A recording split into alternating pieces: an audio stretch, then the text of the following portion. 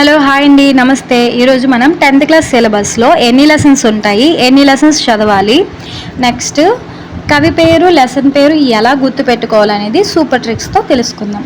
అయితే ముందుగా మన 10th క్లాస్ సిలబస్లో ఎన్ని లెసన్స్ ఉన్నాయో చూద్దాం. ఫస్ట్ ఎన్ని యూనిట్స్ ఉన్నాయమ్మా? 4 యూనిట్స్ ఉన్నాయి.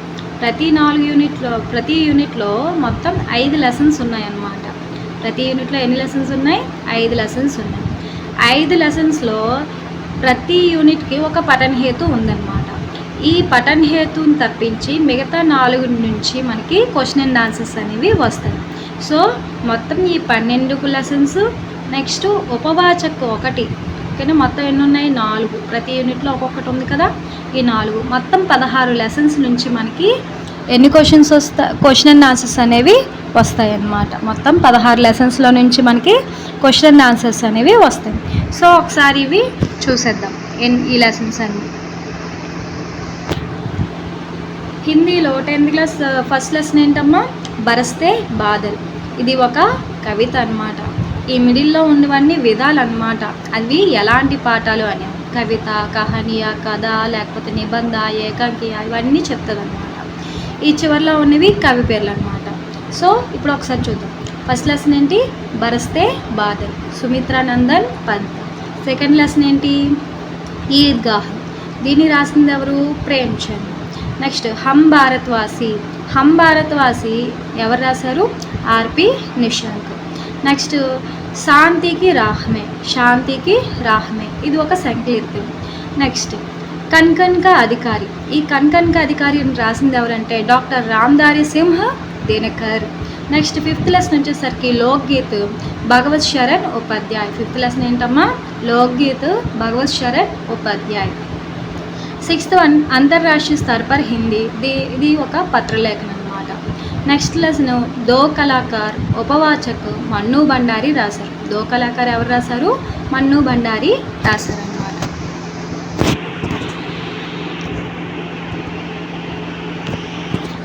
నెక్స్ట్ 7th వన్ వచ్చేసరికి భక్తి పద్దు, Raidas Meerabai. Raidas Meerabai. Next 8th lesson వచ్చేసరికి స్వరాజ్యకి నీవ్, విష్ణు ప్రభాకర్. స్వరాజ్యకి నీవ్, విష్ణు ప్రభాకర్ రాశారనమాట. నెక్స్ట్ 9th లెసన్ వచ్చేసరికి దక్షిణీ గంగా గోదావరి, కాకా కాలేకర్. కాకా కాలేకర్. అపనే స్కూల్కో ఏక్ ఉపహార్ అనేది ఎవరు రాశారంటే ఋతుభూషణ్. ఎవరు రాశారమ్మా? ఋతుభూషణ్. నెక్స్ట్ 4th లెసన్ వచ్చేసరికి 10th లెసన్ వచ్చేసరికి నీతి దోహే, రహీమ్ బిహారీ. నీతి దోహే ఎవరు రాశారు? Rahim Bihari. Next 11th one వచ్చేసరికి Jal he Jeevan high. Jal he Jeevan high, దీన్ని రాసిన వాళ్ళు ఎవరంటే శ్రీ ప్రకాష్. నెక్స్ట్ ధరతీకే సవాల్ అంతరిక్షకే జవాబ్. ఇది ఒక సంకలిత్ అన్నమాట. అనోకా ఉపాయ్. లాస్ట్ లెసన్ వచ్చేసరికి ఏంటమ్మా? అనోకా ఉపాయ్. ఈ అనోకా ఉపాయ్ని ఎవరు రాశారంటే రావూరి భరద్వాజ్. ఎవరు రాశారమ్మా? రావూరి భరద్వాజ్. అయితే ఫటాఫట్గా ఇప్పుడు ట్రిక్స్తో నేర్చేసుకుందాం అన్నమాట.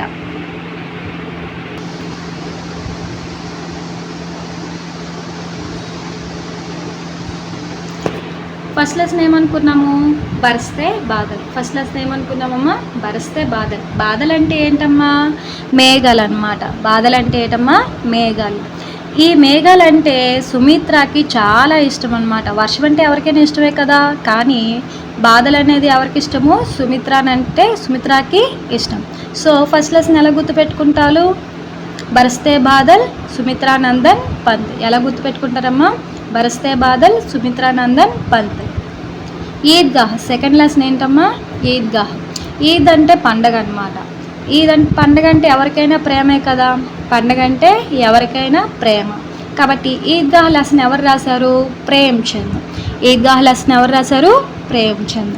నెక్స్ట్ హమ్ భారత్వాసి లెసన్. హమ్ భారత్వాసి ఆర్పి నిశాంక్.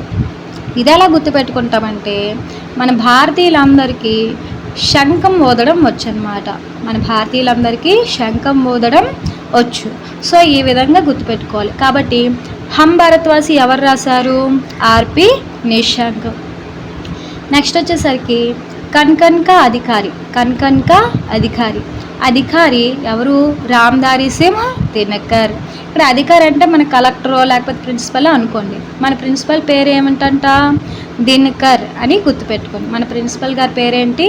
దినకర్. మన అధికారి ఎవరు? దినకర్. రామ్ధారి సింహ్ దినకర్. కన్కన్కి అధికారి లెసన్ రాసింది ఎవరమ్మా? Ramdhari Singh Dinkar. Next 5th lesson వచ్చేసరికి లోక్ గీత్. లోకంలోని ఎక్కువ మంది గీతాలు ఎవరి మీద రాస్తారంట? భగవంతుడి మీద రాస్తారు. ఓకేనా? భగవంతుడి మీద రాస్తారు. కాబట్టి లోక్గీత్ ఎవరు రాశారు? భగవత్ శరణ్ ఉపాధ్యాయ్. లోక్గీత్ ఎవరు రాశారమ్మా? భగవత్ శరణ్ ఉపాధ్యాయ్. గీతాలు లోకంలో ఎక్కువ మంది గీతాలు ఎవరి మీద రాస్తారు? భగవంతుడి మీద. ఓకేనా? భగవంతుడి శరణాల కోసం రాస్తారనమాట. భగవంతుడి శరణాల కోసం రాస్తారు. కాబట్టి లోక్గీత్ అనేది ఎవరు రాశారు? Bhagwat Sharan Upadhyay. Next 6th one వచ్చేసరికి చూడండి.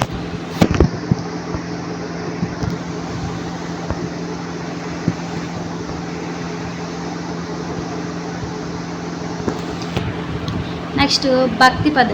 6th లెసన్ చెప్పలేదు ఎందుకంటే అంతర్రాష్ట్రీయ స్థాయి పర్ హిందీ పత్రలేఖన, దానికి కవి ఎవరు లేరు. ఓకేనా?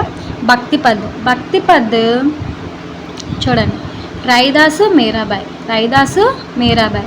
మీ అందరికీ తెలుసు మీరాబాయికి కృష్ణుడు అంటే చాలా భక్తి అని. కాబట్టి ఈ విధంగా గుర్తుపెట్టుకోండి. భక్తి పద్. భక్తి పద్.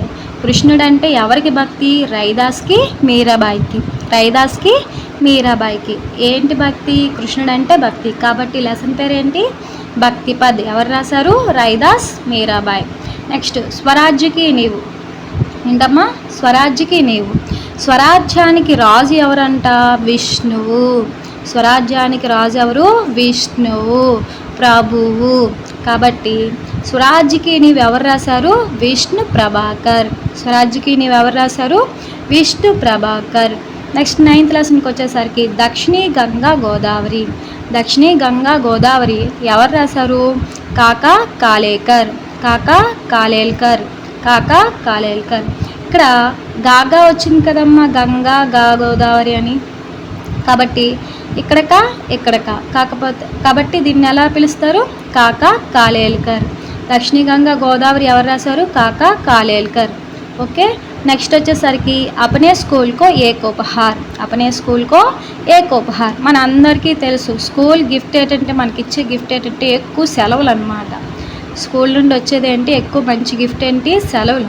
మనకు ఋతువులు మారిన ప్రతిసారి కూడా మనకి సెలవులు వస్తాయా లేదా? ఇప్పుడు సమ్మర్ హాలిడేస్ అని, ఒకవేళ వర్షాలు ఎక్కువ వచ్చాయి అనుకోండి, ఇప్పుడు కూడా సెలవులు ఇచ్చేస్తారు కదా.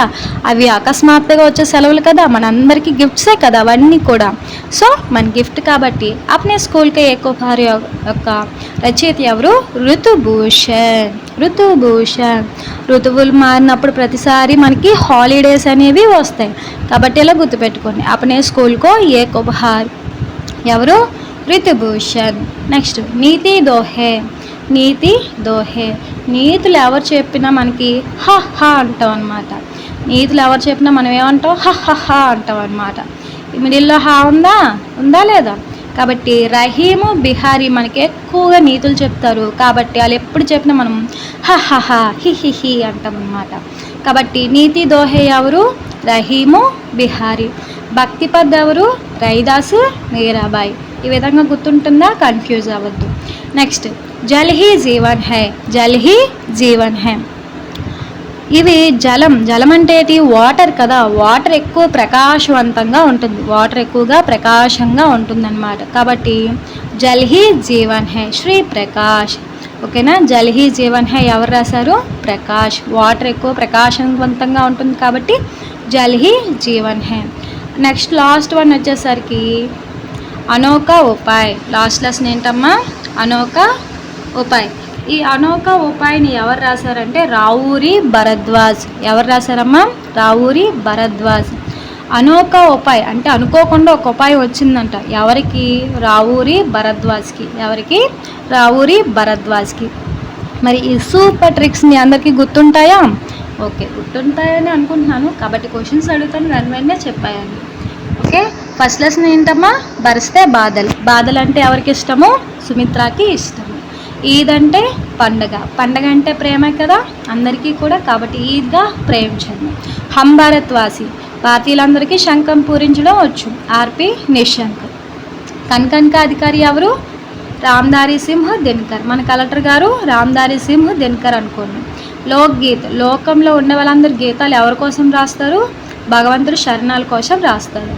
నెక్స్ట్ దో కళాకార్, ఇది మర్చిపోయినట్టున్నాను చూడండి. దో కళాకార్ మన్ను బండారి, ఇద్దరు కళాకారులు అనమాట. దో కళాకారు అంటే ఇద్దరు కళాకారులు కదా, ఎవరెవరు? మన్ను బండారి. అలాగని వీళ్ళిద్దరు వేరువేరు కదమ్మా, ఒక పేరే ఇది. దో కళాకారు ఎవరు రాశారు? మన్ను బండారి. నెక్స్ట్ వచ్చేసరికి భక్తి పద్, రైదాస్ మీరాబాయి. మీరాబాయికి కృష్ణుడు ఎంత భక్తి అని గుర్తుపెట్టుకుంటున్నాం. స్వరాజ్కి నీవు, స్వరాజ్కి నీవు అంటే ఏమంటారు? స్వరాజ్యానికి ప్రభు ఎవరు? విష్ణు ప్రభాకర్, విష్ణు ప్రభాకర్. నెక్స్ట్ దక్షిణ గంగా గోదావరి గాగా కాకా, కాకా కాలేల్కర్. అప్నే స్కూల్కి ఏక్ ఉపహార్, గిఫ్ట్ ఏంటి? ఋతుభూషణ్, ఋతువులు రావడమే గిఫ్ట్ అనమాట. నీతి దోహే రహీము బిహారీ. జల్ హీ జీవన్ హే, ప్రకాశం. ఓకేనా? శ్రీ ప్రకాష్. నెక్స్ట్ ధరతీకే సవాల్ అంతరిక్షకే జవాబ్. నెక్స్ట్ లాస్ట్ ఏంటి? అనోఖా ఉపాయ్. అనోఖా ఉపాయ్ ఎవరు రాశారు? రావూరి భరద్వాజ్, రావూరి భరద్వాజ్. ఓకే, ఈ సూపర్ ట్రిక్స్ తోటి మీరు ఎప్పుడు కూడా లెసన్ మర్చిపోరని, కవి పేరు మర్చిపోరని కోరుకుంటున్నాను. Thank you so much. Like and okay.